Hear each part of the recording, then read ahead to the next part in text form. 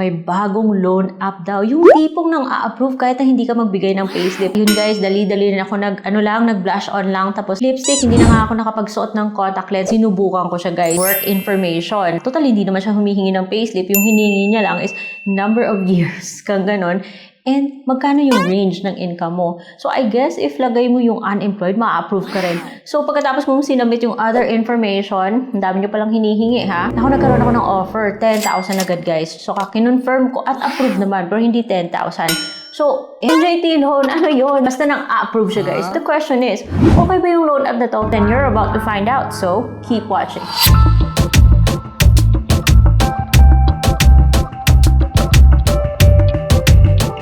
Welcome back to another vlog. This is Ate Red, the original Utang Queen. Bago ang lahat, kung bago kayo dito sa channel, I encourage you to hit the subscribe button and that bell notification button dahil wala tayong all links dito. Nagre-review lang po ako. Sinisilip ko yung mga online loan apps para bigyan ko kayo ng heads up bago nyo to subukan. Kasi yung loan app na to, kahit na meron siyang delete option, huwag nyo na hintayin na magpa-delete pa kayo guys in case hindi nyo pala siya nagustuhan. Kaya dito sa videos ko, loan app reviews lang po at heads up. Pero, meron po ako mga product links dito kasi ang dami sa inyo tatanong, Ate Red, ano ba yung sinusuot mo? Ano ba yan? Nabibili ang lipstick mo? Well, you're in luck kasi meron tayong product links dito. Ito yung Huda Beauty. Oh, parang no makeup look lang para hindi lang tayo mukhang maputla. Pero kung feeling nyo maputla, then you can skip that or you can put a blush on tulad nitong colorette in the shade of Emma. So, may product links tayo. And because ang madali ako guys mag-film, hindi nga ako nakapaglagay ng contact lenses. Suot na ako ng ganito, which is my favorite go-to shirt din from Levi's.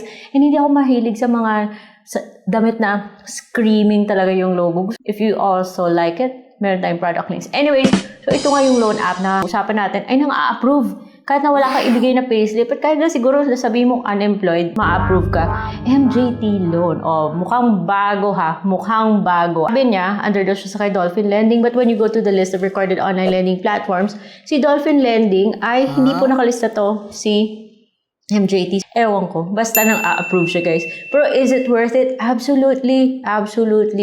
Depende sa inyo. Kaya ang dami nabigay sa kanya ng stars, ha? Kasi pag submit mo ng application mo na akala mo 10,000 pesos, nababayaran mo in 3 months. Charot. Hihingi ka agad siya ng hearts. Then hihingi po siya ng rating. At you don't need to go to the App Store kahit na hindi ka maglagay ng review. Basta nagbigay ka lang ng stars. I think magre-reflect ka agad yan doon. Kaya ang dami niyang stars. But don't be so quick. Isa lang akong comment doon na parang agree ako. Sabi niya, easy to apply. Kasi easy nga guys. Kasi pagkatapos kong binigay yung aking ID, yung aking information, ako approve ka agad. So, ang hirap niyong bayaran ha. Click ako ng repayment. Babayaran ko sana siya kaagad. Siyempre, gusto na malaman kung magkaka-increase ba, kung ano ba yung offer niya after natin yung first offer natin. Huwag pahirapan guys. Kailangan ko pa mag-login dun sa website nila. Kaya ang dami siya yung tatanong, paano bayaran? So, nag-login pa ako dun sa website. Nilagay ko yung phone number ko, yung OTP, at ayun, lumabas po yung kanyang QR code.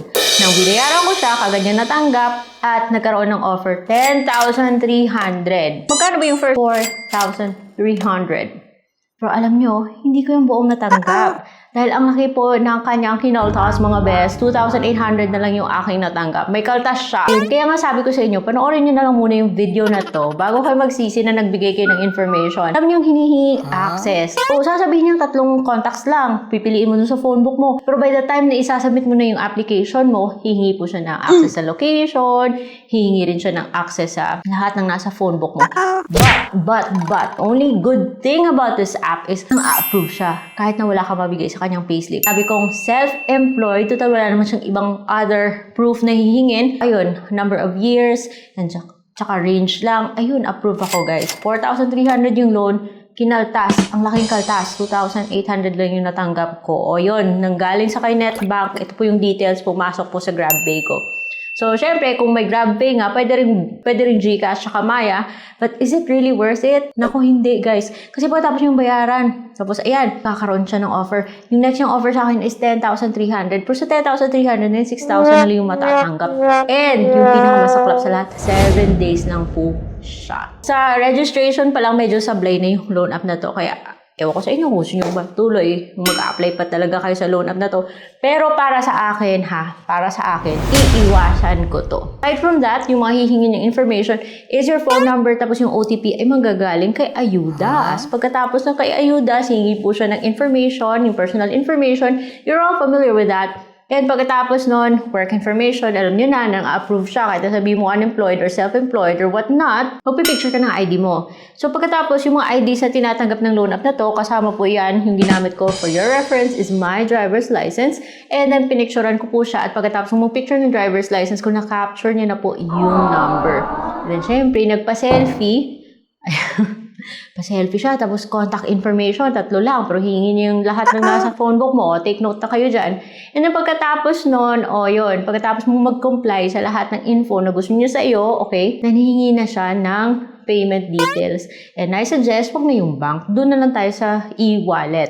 Na yung loan app na to, kapag, lumabas yung offer niya, it's a trap. It's a trap, guys. Kasi yung 10,000, akala mo 10,000 din yung sasabit sa'yo kasi magpe-pending siya o under review siya, 10,000, 3 months to pay daw. At mukhang mababa yung interest. Pero bigla siyang magiging pending repayment. Meaning, pag lumabas na pending repayment, lumabas yung 4-3, tapos yung, alam mo, hala, patay. Ito lang pala yung matatanggap ko wala na. Pending repayment na, yun na yung matatanggap mo. Pag nag-pending repayment in a few seconds, ako ng notification ka agad from your e-wallet na may pumasok. So, pumasok, 2,000 plus.